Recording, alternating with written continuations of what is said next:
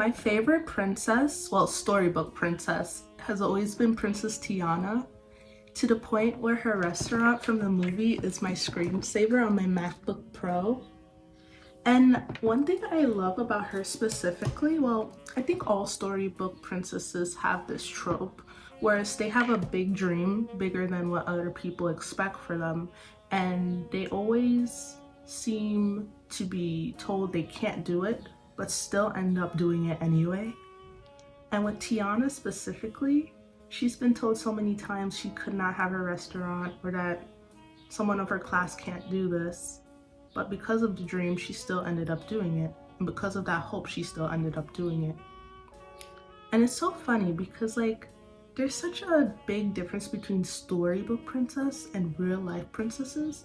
And I looked up the definition of a normal real life princess, in real life, like Princess Diana or I don't know any other princesses. But this is the definition from Google that I wrote down. Let me see. I wrote it down right here. I said, the way we view princesses in real life is way different than how we see storybook princesses. When we think of a princess or refer to someone as a princess, it's usually someone who is cherished and loved. However, they are protected and seen as delicate and needing guidance. This is way different than how we see Princess Tiana, because when I hear Princess Tiana, I think of someone who's bold and courageous and not needing protection, not needing that extra guidance. And I'm saying all of this because I was trying to write a poem. Guys, scratch it, hold on.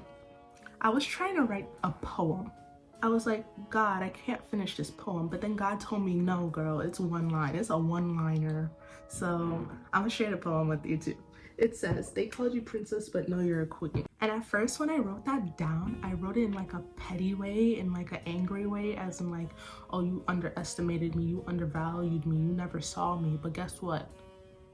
I'm gonna make sure you're proven wrong. I'm gonna make sure I get that dream. I'm gonna make sure I get that job. I'm gonna make sure I get that car. I'm gonna make sure I get it and right in front of your face. And I'm gonna do it ASAP. I'm gonna do it tomorrow. Thank God for patience, because I don't see it like that anymore. And that kind of is a toxic mindset and kind of revengeful. Calm down, girl. It's not going anywhere. And that's what led me into looking up what the definition of a queen is. When we think of a queen, we think of someone who is sovereign, someone who has power, someone who doesn't need guidance, someone who knows what they're doing, someone who rules with wisdom and authority. I feel like that's the difference between princess and queen. So when I say, oh, they called you princess, but now you're a queen, I'm not saying you're not a princess. I'm not saying you shouldn't be taken care of, but I'm saying know your power, know your worth. In the past, when someone would underestimate me or undervalue me, I think it's because that person was against me or had some sort of vengeance against me, or I basically demonized the other person. But the truth is, people can only see you as far as they can throw you. Meaning, how do you expect someone to believe a dream for you if they don't know how to dream? Think of a poor person, not oh, I'm poor, I can't afford Starbucks. I gotta stop saying that, because I be saying, oh, I'm poor, I can't afford Starbucks. No, I'm not poor. But yeah, think of a dirt poor person. That person's dream might be to have a stable place to live. Maybe even live in a shelter, because these shelters be overpacked. Now go to a rich person, filthy rich, billion, trillion, millionaire. Their dream might be to buy the sun. Can a person buy the sun? I don't know. But their dream might be to buy the sun or buy the earth or buy the moon, or I don't know, let's say buy the sun. Now imagine that rich person telling the poor person, I have a dream to buy the sun. That poor person's gonna look at Elon Musk and be like, are you crazy? Are you dumb? What are you talking about? You can't buy the sun. But that rich person, Elon Musk, is gonna be like, yeah, what are you talking about? Yes, I can. Now imagine the poor person going to Elon Musk and being like, my dream is to live somewhere stable. It doesn't even have to be a home. It doesn't even have to be an apartment. It could be in the projects, just somewhere stable. He's gonna look at that person and be like, what are you talking about, bro? Go buy a home. Y'all ever seen that video with that girl? It's like, if you're homeless, just buy a house. So ignorant, bro. So ignorant. People respond based off of what they know, what they experienced. Of course, Elon Musk isn't going to understand that because he's rich, or maybe he does. I don't know. This is just a generalized situation. The rich person's not going to understand the poor person because the rich person only knows his riches, and the poor person's not going to understand the rich person because they only know poverty. Same way with you. Don't expect everyone to like understand your dreams because they don't come from where you come from. And even if they do come from where you come from, they don't know what God placed in your hearts. We're all different. God placed different things in different people for different reasons. And it doesn't mean you have to prove that other person wrong either. You know why?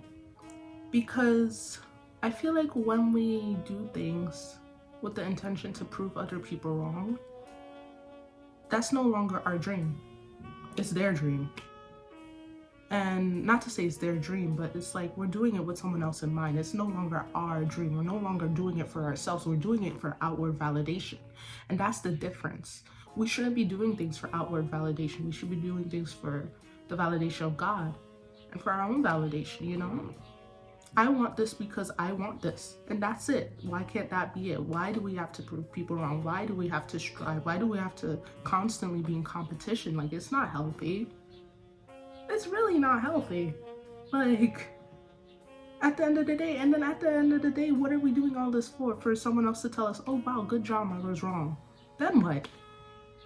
Then what? Then you have to find something new to complain about and argue about and strive about and compete for. And it will never end. Like, I feel like as humans, we're always striving for something new and we never like take a seat to realize what we have right now.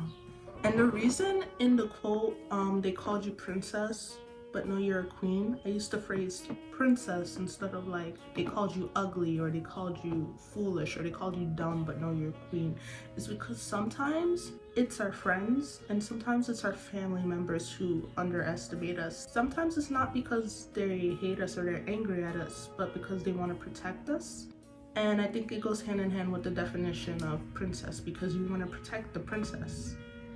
But know that you have the power and the authority to do the things that God put on your heart. If you couldn't do it, then God wouldn't give you that dream, you know? And here's a reason I know that this is true.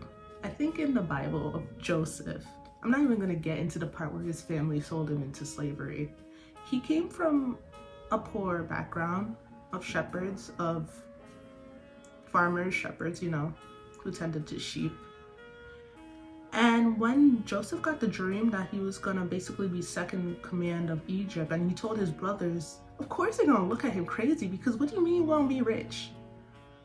What do you mean?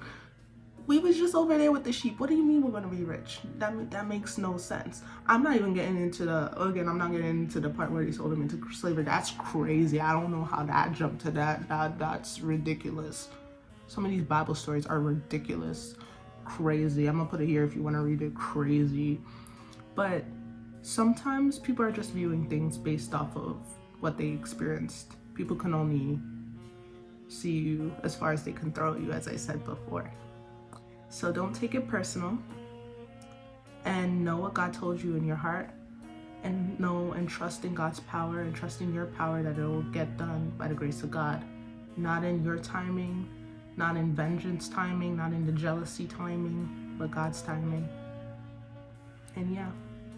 And I struggle with this too because there's times where it's like, oh my gosh, I have to get this now to prove them wrong. And if I don't do this, if I don't upload today, if I don't do this work today, then I'll fall back and because I didn't do good here, there, da. But none of that's true.